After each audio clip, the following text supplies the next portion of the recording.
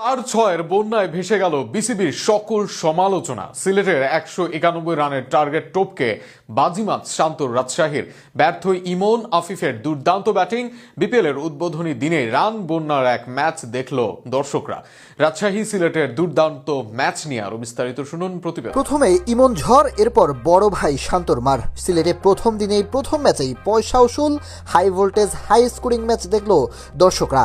সিলেট আন্তর্জাতিক ক্রিকেট স্টেডিয়ামে টস জিতে আগে বোলিং করার সিদ্ধান্ত নেন রাজশাহীর অধিনায়ক নাজমুল হোসেন শান্ত। আগে ব্যাট করতে নেমে দারুণ শুরু পায় সিলেট, তবে 15 বলে 3-4 ও 2-6 28 রান করে আউট হন পাকিস্তানি ওপেনার সাইম আইয়ুব।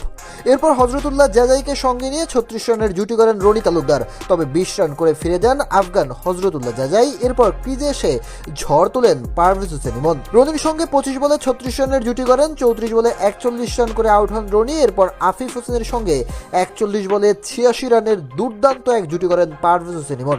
আফিফ 19 বলে 33 রানে আউট হলেও 65 রানে অপরাজিত ছিলেন পারভেজ হোসেন ইমন। 33 বলের ইনিংসে ছিল 4টি 4 ও 5টি 6-এর মান।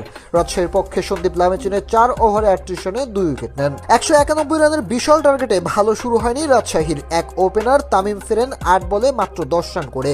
সাহিবজাদা ফারহান 19 বলে খেলেন মাত্র 20 রান। সেখানেই স্বপ্ন শেষ হয়েছিল রাজশাহীর, কিন্তু এরপরে ক্যাপ্টেন শান্ত যা করলেন তা ছিল অবিশ্বাস্য। অভিজ্ঞ মুশিকে নিয়ে একের পর এক 4-6 মাতলেন সিলেটের মাঠ, তুলে নিলেন প্রথম হাফ সেঞ্চুরি। এরপর এগুলেন শতকের দিকে, আর তাকে যোগ্য সঙ্গী দিলেন মুশফিকুর রহিম। ফলে বিশাল টার্গেট দিয়েও প্রথম ম্যাচে হারতে হলো সিলেটকে, আর জয় দিয়ে যাত্রা শুরু হলো হান্নান সরকারের শিষ্যদের। বিপিএল নিয়ে অনেক আলোচনা সমালোচনা থাকলেও প্রথম দিন মাঠের খেলায় শুরু থেকে একদম ম্যাচের শেষ পর্যন্ত যেন বিসিবির সকল অন্যায় ধামাচাপায় পড়তে পারে।